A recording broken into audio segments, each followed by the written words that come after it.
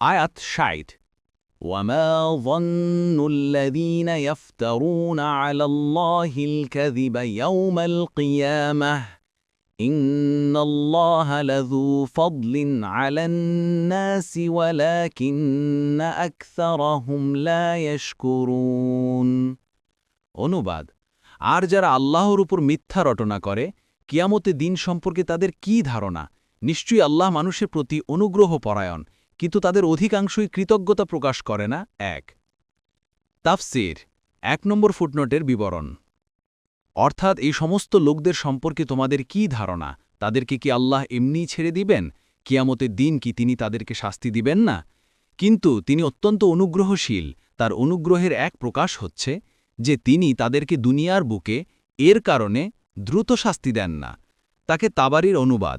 আরেক প্রকাশ হচ্ছে তিনি ওইসব বস্তুই হারাম করেছেন যা তাদের দুনিয়া ও আখেরাতে ক্ষতিকর বিবেচিত।